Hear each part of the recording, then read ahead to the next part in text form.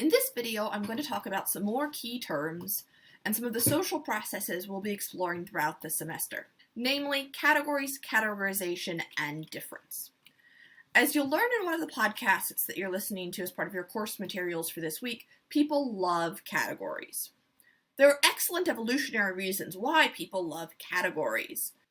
Categories are how early humans processed and communicated about whether something was safe or unsafe. For our purposes, it might be helpful to think of categories as a social shorthand that we use to communicate about how we expect something or someone to exist, to behave, to interact with us. Let's think about some gendered categories. What comes to mind when I say, I met a man at the grocery store today? What do you picture about this person? What pronouns do you use to talk about this person? What does he look like? What is he wearing? What does he sound like? How does he act? All of these expectations are embedded in that one little word, man, and the associations that we have with that category. In most, though not all of the US, gender is a binary category. One is either a man or a woman. The social binaries that we're going to talk about in this class refer to two and only two mutually exclusive identity categories, generally defined in relation to one another. One category is what the other one is not, and vice versa. Gender in particular is discussed and framed socially as a binary. These gender reveal cakes are perhaps an overstated example of that, but we often interact with gender as an either-or category. Many of the things that we think of as associated with men are associated with men because they are not associated with women. However, not everyone is represented by a society that relies on these binary types of social categories. The gender binary itself is a social construct. It isn't a universal constant. It doesn't exist everywhere. It isn't found in nature or even everywhere in human society. In fact, not every society has just two binary gender categories. Let's think about the Kinar, or the Hijra people of South Asia. These are people who are typically identified as male at birth, though some are intersex. They identify as neither men nor women. They typically wear clothes most closely associated with women, and they play an important role in Hinduism in countries like India, Pakistan, Bangladesh, and Nepal. While these people have existed for hundreds of years, they faced discrimination by British colonists, particularly in the 19th and early 20th centuries. Today, they are recognized legally as a third gender category in India, Pakistan, Bangladesh, and Nepal. Similarly, and we'll talk about this later in the semester, there are two-spirit people who play important roles in several religious systems to indigenous North American people. It's also important to note that gender roles, those expectations that come along with the categories of man or woman, change over time.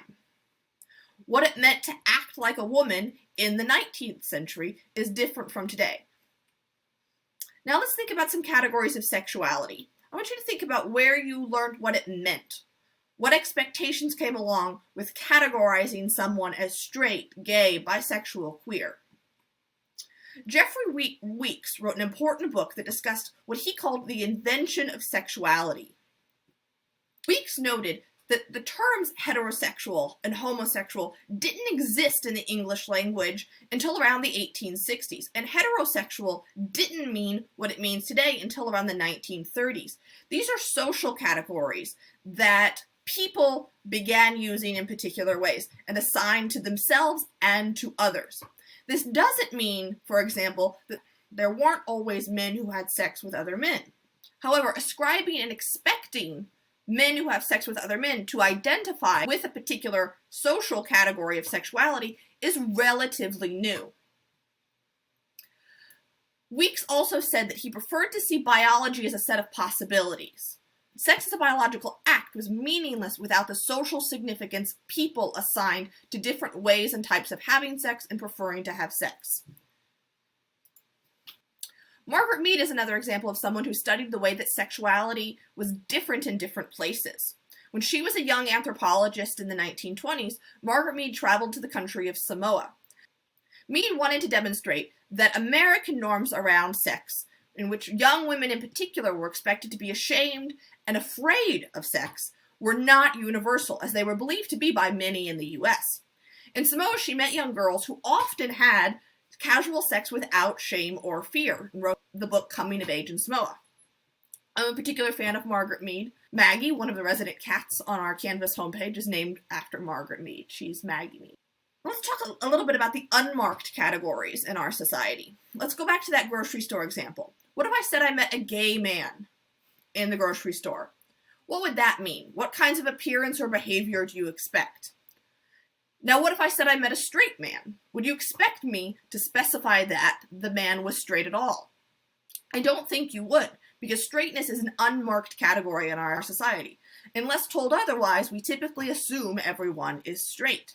Whiteness is a racial category that generally goes unmarked. We don't typically talk about white people's racial identity, because once again, it is assumed to be the dominant or default identity in society. Unmarked categories are also why no one comes out as straight.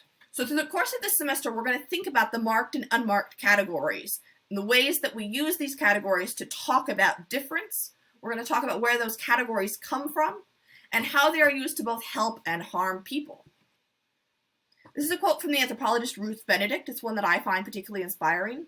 The purpose of anthropology is to make the world safe for human difference. The last video for this week is about lived experience.